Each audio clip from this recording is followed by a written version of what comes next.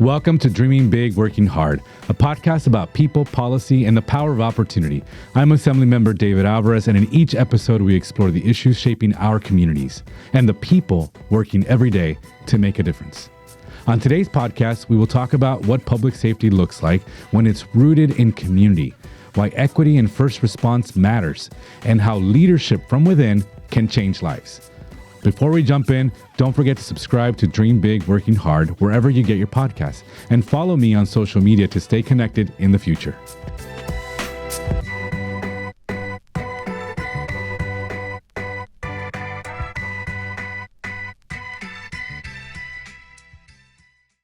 As an Assembly member, I see the profound impact of dedicated public service every day. Our Bomberos de San Diego exemplify this. Their mission transcends firefighting to safeguard our communities, especially those where our Latino families have deep roots. They embody servicio a la comunidad, demonstrating courage, commitment, and a deep responsibility to our neighbors. Their selflessness reminds us that a strong community is built on shared values of protection and collective well-being for everyone. Today, I'm joined by Ulizes Sanchez, Vice President of Bomberos de San Diego. Bomberos is more than just a group of firefighters. Ulises is a dedicated firefighter with the San Diego Fire Rescue Department, specifically now stationed at Fire Station number 12 in Lincoln Park. Driven by a childhood dream, Sanchez's path to becoming a firefighter started really early. At 13, he first visited Fire Station number 7 in Barrio Logan, which is my local fire station, with the hope of joining, but he was too young. At 17, he was able to enroll in the Fire Cadet program. That's where his journey began. Well, it's really great to have you, Ulises. Thank you so much for being on here. Thank you for having me. I'm honored. Yeah, thank you. I want to start off by talking about how you got into the profession. I'm really interested in your story. Well, my story kind of started, I think everybody wants to be a firefighter or a cowboy, astronaut when they're little, and mine was I wanted to be a firefighter. I grew up on Harrison and Barrio Logan and on Pueblo Street, kind of like a little side alley street.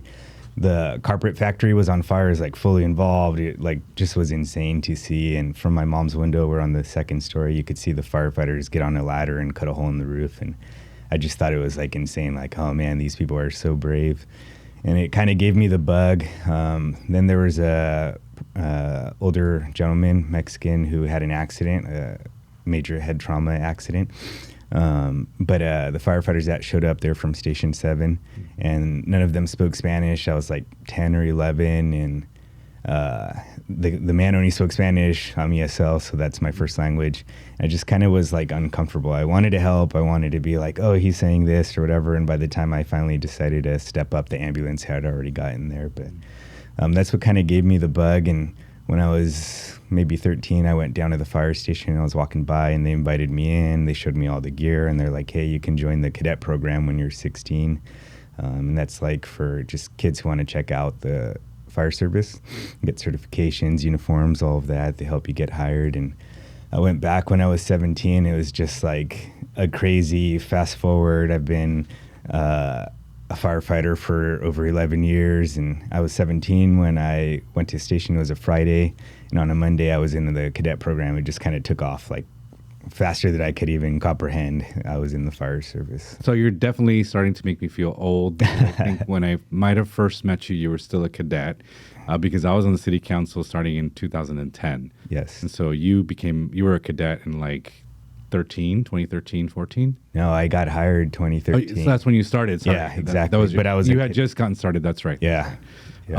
So you've always, it's really interesting to me to talk to people about like how they knew what they wanted to be when they grew up. I was quite the opposite. I really did not know at all what I wanted to do. But you really did know, and there were some pretty formative events that sort of created that ideal for you of what you wanted to do in life. Yeah, definitely, because just as soon as I turned 17 and I did this cadet program, I was like, this is absolutely it for me. I'm not going to do anything else. Wow, that's pretty amazing. And so you've done it for 11 years, and you've served in the city of San Diego. Yes, sir. Some of the things you've done probably have also been because firefighters often get called to do other kinds of work in other places in California. Have you been to other places, or have you been mainly in San Diego? Mainly in San Diego. I have been sent out like on a couple different land fire strike teams, Victorville, but primarily here in the city of San Diego. We are an all-risk department, so Everybody says San Diego City, but we're a resource to the county. So like hazmat, heavy rescue technicians, all that kind of stuff that we do throughout the county, and aid adjoining cities or our neighbors. Will help them with the needs that they have, but primarily here in the city of San Diego. So people usually assume firefighters are about burning buildings and putting out fires, which is obviously what you do, and we all know. But what is one of the interesting things that you do that people are surprised maybe that you do in your line of work? Yeah, I think our fire department in the city of San Diego, it's an all-risk department, so where you like literally do anything. You call 911, we're coming. But one thing that we do that I think is like you wouldn't imagine is because I am a paramedic, we'll fly with the Coast Guards when they go to pick people off the coast. So Northern California, Southern California, all the way down to Mexico, and we'll aid them with paramedicine. Yeah. Yeah, I had to call 911 a couple of years ago. I had, I think, bit into a chip or something, and then I started to feel like I couldn't breathe. And so we called 911, and the fire department is who showed up. And people just think, well, if you have a medical emergency, then like the ambulance just shows up. But no, it's the fire department. Oh, yeah, definitely. Actually, that would be like 90% of the work that we do is in paramedicine. And we're very like forward thinking in San Diego. So we're always doing like the latest and greatest with technology and paramedicine. But that's mainly what we do. Right. So you do that job on a full-time basis, which is amazing public service, and we thank you for that. But on top of that, you have other responsibilities with this organization that we want to talk about today, which is the Bomberos de San Diego. Tell me about the organization, why it exists, and why you're a part of it.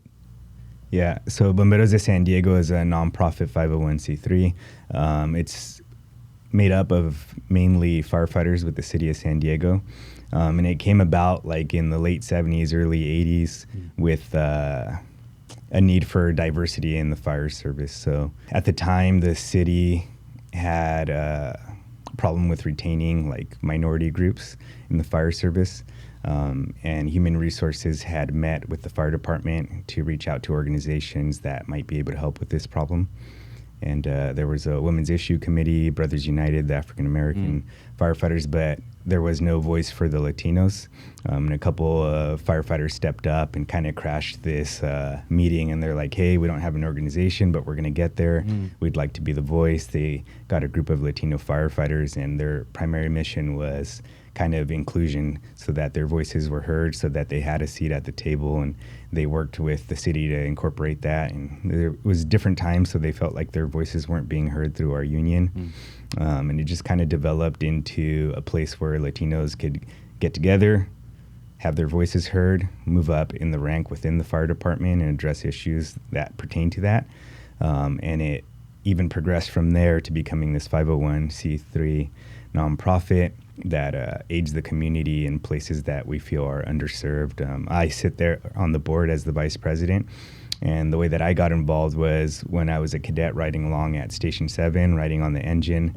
There was a Latino firefighter, Josh Clark, and he was on the board for Bomberos. So he would take us to Ryan's Brothers in Barrio Logan. That's where they met.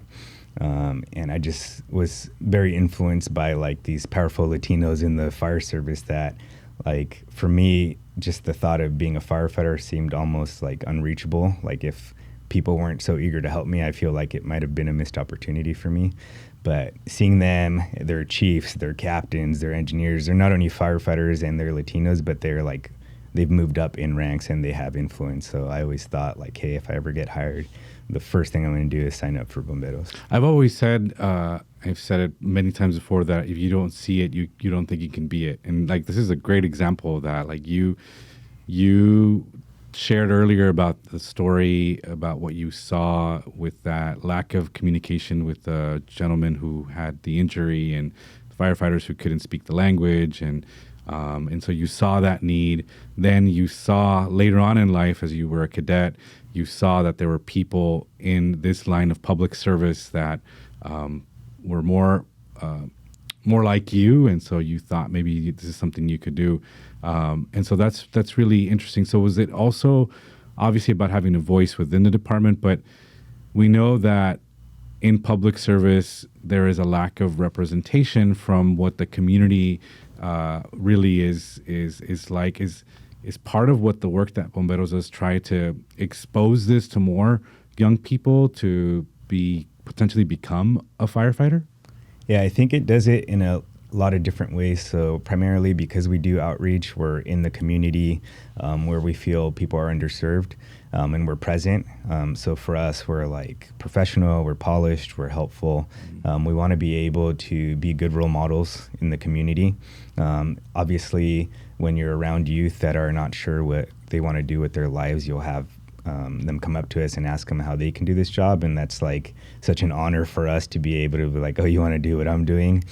But it also kind of like when the community, so San Diego is very diverse. For the city of San Diego, we have 52 fire stations, and that's from the border, San Ysidro, all the way to Del Mar. And we work in the county as well. But I mean, you're also a San Diego native. You grew up in Barrio Logan. You understand the cultural differences. But I think when the community sees themselves and the people that are serving them, it kind of breaks down barriers and it's easier. We're more approachable. We speak the language, and just in general, like being around the youth, I think, just how I was. Yeah.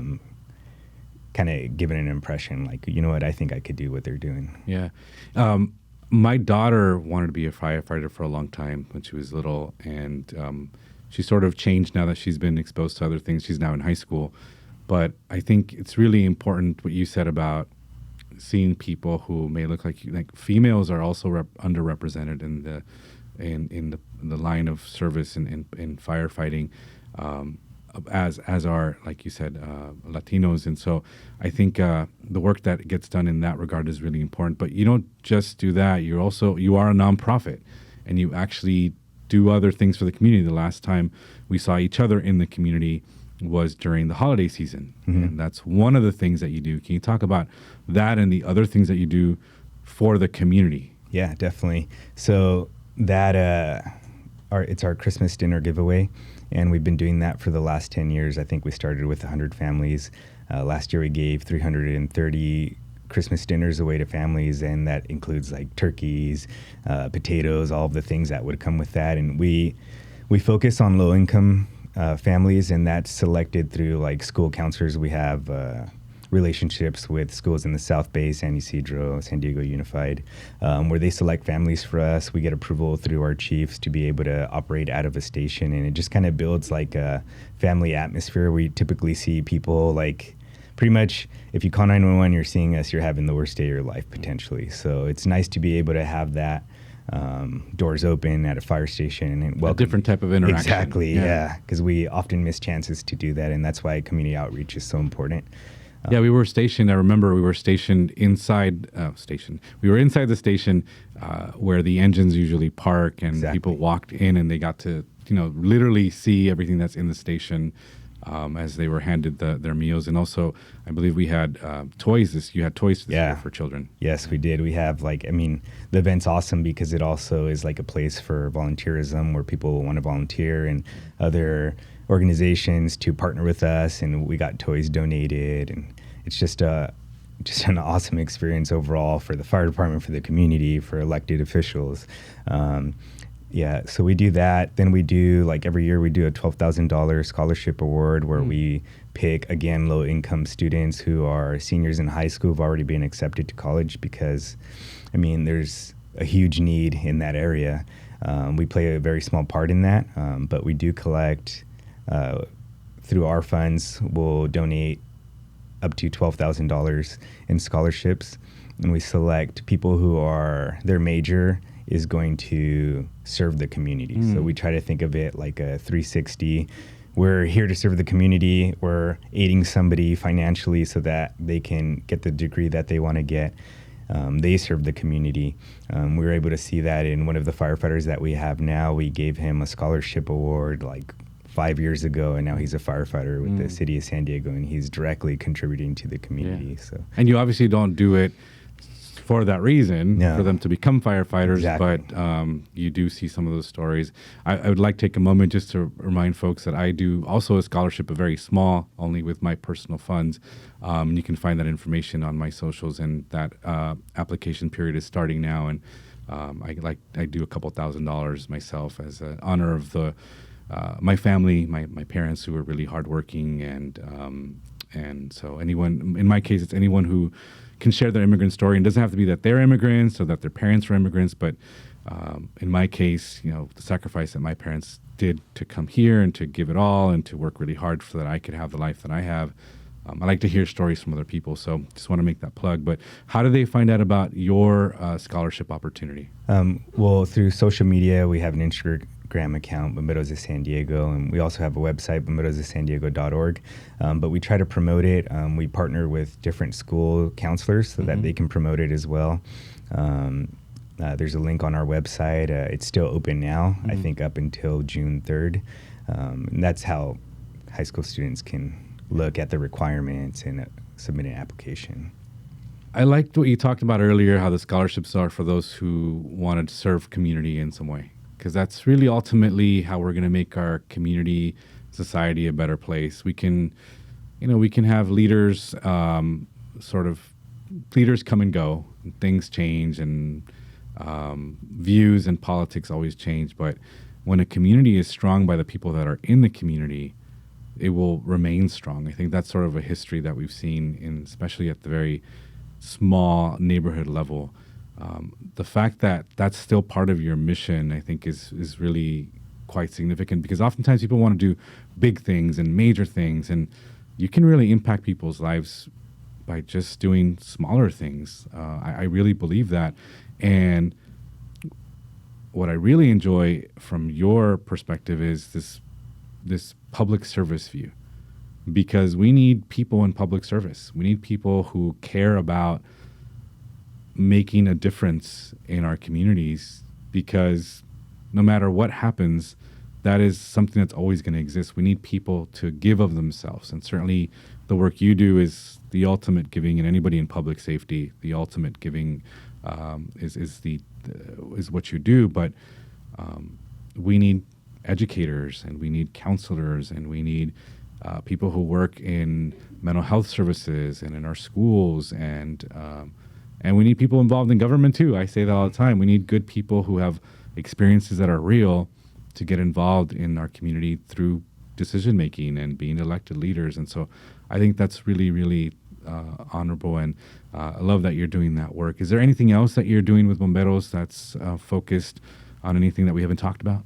So it's a fairly new program within the last couple of years, but there's always, I feel like Bomberos de San Diego, we're a nonprofit, we're associated with the fire department, but in Spanish it's just Firefighters of San Diego. So people don't typically tend to see a difference there, like two separate entities. But we've gotten a lot of requests from volunteers, like at Chicano Park, the steering committee, for training like CPR, first aid. Like people are worried, they want to be able to help each other. And like that, as a firefighter and somebody who's been in EMT since 2009, like I couldn't advocate for that more, because there's a lot of things that the public can do before 911 actually gets there, right? You have to call, there's a reflex time there, but we strongly support that. So we started a program where we're CPR certified instructors, and we can come down to the community, meet you in your underserved community, and teach you CPR for free. We cover all the costs, we have all the equipment, and we can certify you in CPR and how to mitigate emergencies in the household. I think that's another big thing that we were kind of looking to give back, is bridge that gap in education of public safety.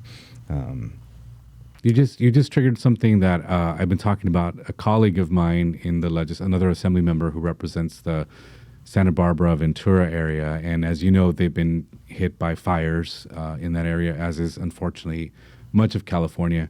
And we started having a conversation. It's not like a bill or a proposal for a law or anything like that. Just a conversation about training more in the community. We have the community response teams, I think that's what they're called, the CRTs. Oh, yeah. I don't know if that's what they stand for.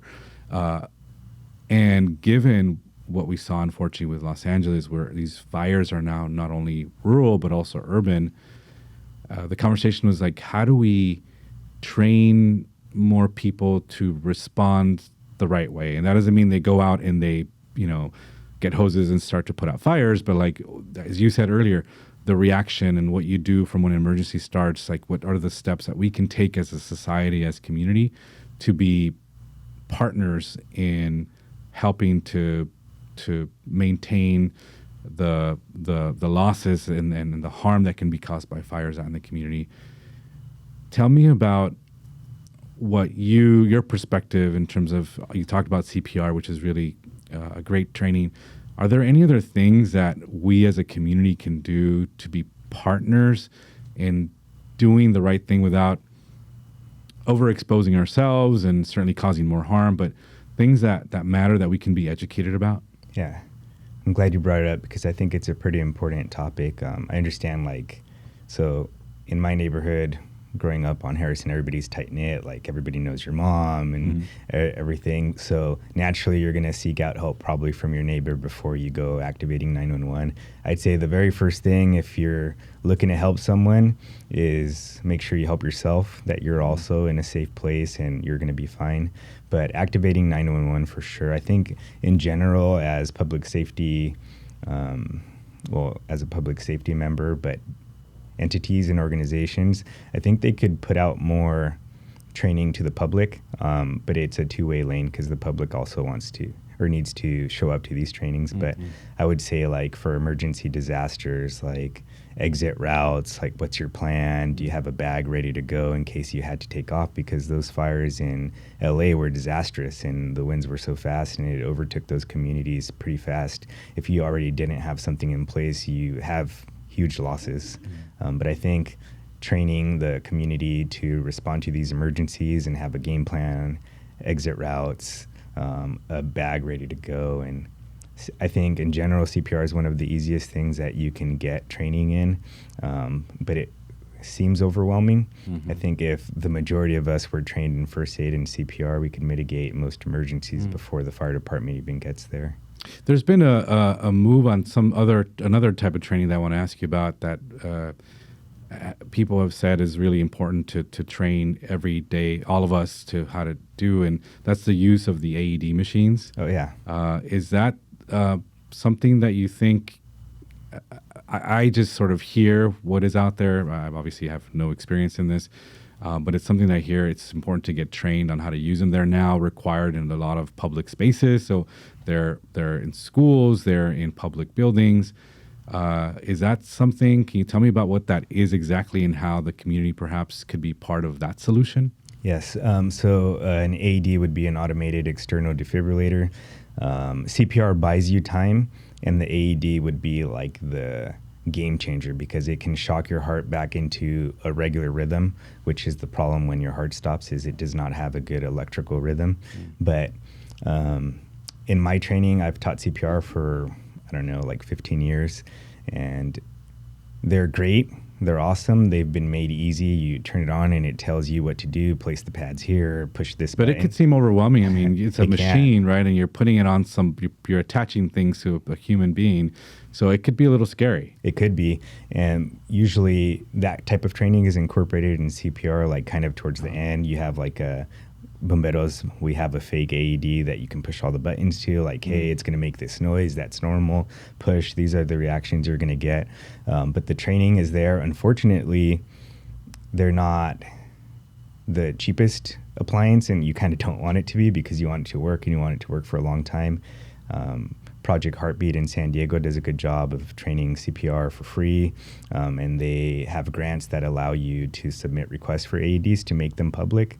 Bomberos, with our first aid program that we're incorporating, we're able to get one donated and funded through us, but put in Chicano Park so people have access to it. So which you would think, I mean, you grew up there, it's a big popular park, you would think they'd already have one, but they don't. And I think that it's important to have an AED anywhere where you have large public gatherings because you never know when you're going to use it. And we have tons of fire department, I'm sure, across the nation, stories where citizens are the ones that we feel like are the heroes. They start initiating actions before we get there, and it makes like life sustainable for that patient when we show up. It's interesting that this is the sort of topic we're talking about now because it's about what can you do as a member of the community to give back. We see people like those who are firefighters, those who are public safety members, certainly educators, teachers, as sort of ultimate in the public service. At least that's my sense of it. But we all really do have a role to play.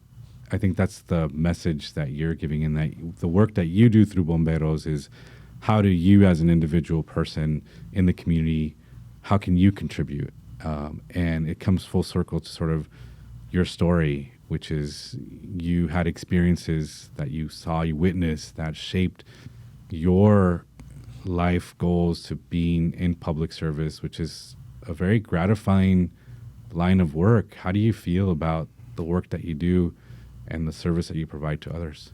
I feel like I'm happy to do it. It's selfless. When we do this, it's not something that I can take credit for, because people have been doing it for years before I have. When I was young, growing up in the neighborhood, I was part of programs, organizations, Círculo de Hombres, that would do Christmas dinner giveaways. So I'm just kind of doing my part in my role. I've benefited from services. I've benefited from beautiful artwork in the community, a great park that I'm proud to say is like down the street from my house. I've benefited from these things.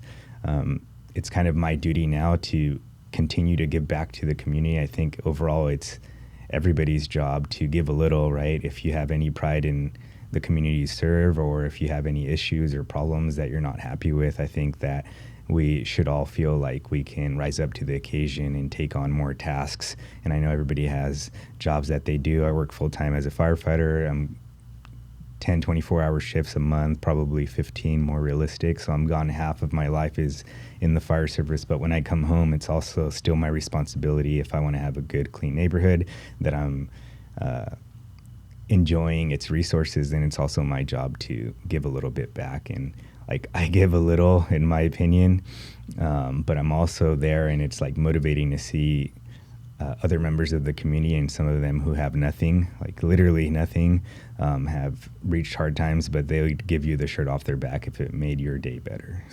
So given that you started at a really young age in this, and you were a cadet, which is really your pathway to this, what advice do you have for young people? What can they do in order to contribute to the work that you're doing, to get them more involved, to get them being part of public service? Yeah, I would say that, like, I was influenced by people who came before me that were doing this type of work. One, it's our job to continue to do it so that they have someone to look up to, or they have an outlet for them to become involved in the community. Volunteerism is very much needed still.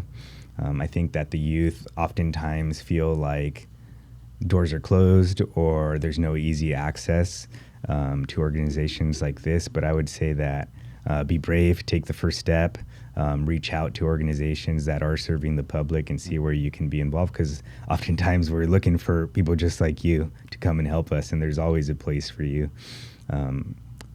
Yeah, I would say if you're passionate and you love what you're doing and you want to see a change in your communities, or you want to serve the public, there's so many outlets that people are going to come knocking on your door for your help. Yeah, there's definitely a place for you if you want to do something in the community, and people will support you, I think, and embrace you, and certainly Bomberos will do that. So I get a chance to be a part of some of the things you do thanks to the invitations that I get. How can people find out more about what you do, support the work that you do, or maybe someone who knows somebody that is interested in this line of work wants to reach out to you to maybe have a chat with a young person about getting involved in this line of work? How can people get a hold of you? Yeah, so we have social media, Bomberos de San Diego. We have bomberosdesandiego.org. Our contact information is on there. I think if you want to get a hold of us, our doors are open, wide open. We're very approachable, which is what we want to be, so we can build trust. I'd say that if you're looking to volunteer, we're here. If you're looking for a pathway into the fire service, we're here for you. If you want to partner with us or do any collaboration for events, if you want us to come out to an event that you're hosting, we're very easygoing. We'd love to be a part of it, and we welcome you. Yeah, and that's what strengthens the community for sure. And investing in this matters, because as the world has changed and there's so much like immediate sort of gratification that people seek with technology, I would say, with people living a lot of their lives online or on social media and not in that way, the neighborly way that we're used to. We forget that there's still that need for the fabric of society to exist. And that thread is public service, which is what you do. So I just want to say thank you for the work that you do to protect our community, and then going above and beyond to do the work that you do with Bomberos to continue that and to make sure that that is not something that gets lost, and that that there are those that come after all of us to see that that's something that they could also do, and that they could give back in that way as well. And that it is, as you said, it makes you happy. It's gratifying. It's fulfilling. That's what I think. It's very fulfilling to know that you're making a difference, small difference. And sometimes it's just one family at a time, one person at a time. But that's a difference in somebody's life, and that could be very gratifying, and I'm sure you see that all the time. So thank you again, and I will attest to that. Engine 7 here is for Station 7, which is in Barrio Logan. Literally, you can walk by. The doors are literally always open, and people are always welcoming you. So whether it's a fire station, Bomberos de San Diego, I can attest to the fact that you guys are always out there in the community, and it's great to see you, and it's really great to have you. Thank you for the work that you do for your service. Thank you so much. Thank you for the work that you do, and it's an honor to be here. I appreciate it. Thank you. It's time for a special part of the show called the Town Hall. Town halls are where people can ask any question they want, and I get to answer them. We do this on a regular basis out in the community. So this is the version for the podcast. These are sent in online through social media or brought up in person at events. Hearing directly from you helps guide the work that I do, and I truly appreciate the chance to stay connected with what matters most to all of our community. So let's jump in.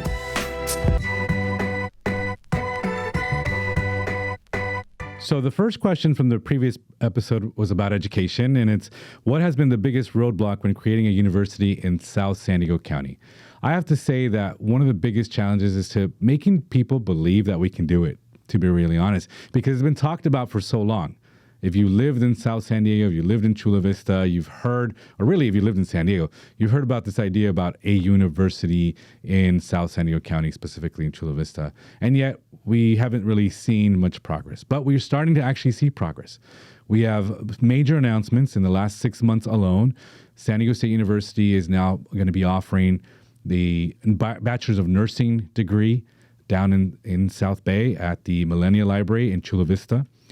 CSU San Marcos is now offering 3 new degrees as well. This is all starting next school year. An additional 2 more degrees will be offered by CSU San Marcos after that. We are now in conversations with UC San Diego about bringing a bachelor's program as well. And so all of these things are happening. They're coming together. And in order for us to have an actual university, you have to have university partners and university programs. So that's how we're starting. We're starting to bring the different public universities that exist here in San Diego, and they're going to be part of what ultimately becomes the campus itself. We also now finally have a vision for what that campus can look like, which will be shared with the public very, very soon. And so all of those things are the steps we need to take along the way. And it takes time, it takes dedication, it takes some patience, but it really takes someone really pushing all of this. And that's really the work that I see myself doing. And I think we'll be there very, very soon. Really excited about this one. So thank you for asking that. The next question was, they saw that the public universities were receiving massive budget cuts this year, and they're worried about their student, their high school student, their senior, not being able to afford to attend college. That's a huge concern. It's true that the governor's budget originally made an 8% cut to all of our public universities, to the CSUs and to the UCs. That was really unacceptable. I chaired the Budget Committee on Education Finance, where we talked about that, where we had a lot of testimony, we had witnesses, and we were able to get that reduction to only a 3% reduction in the governor's May revised budget. That means that we will have more funding for colleges and universities. We will see less rolling back of classes and offerings, which is a big concern.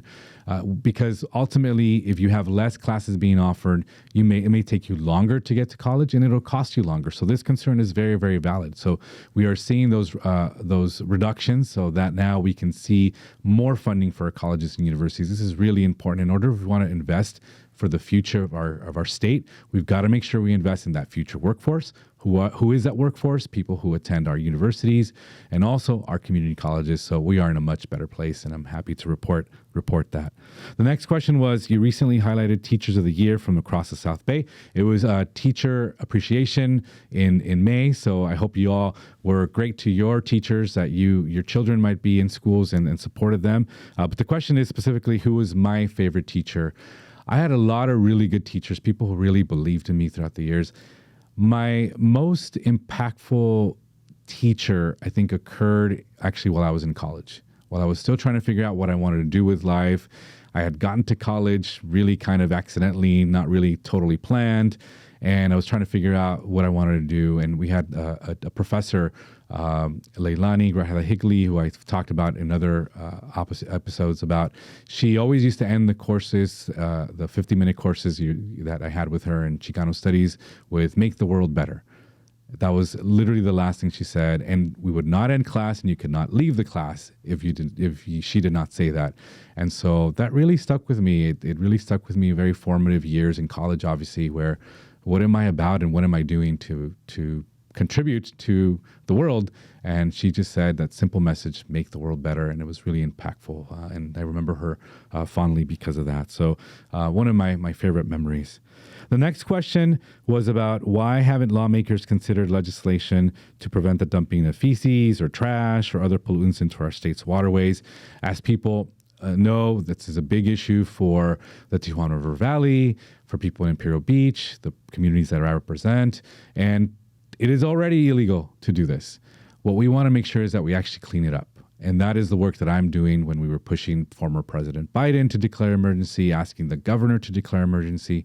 This is still something we want to work on, but absolutely, it's already illegal. You cannot do these things. And so that is penalized as well.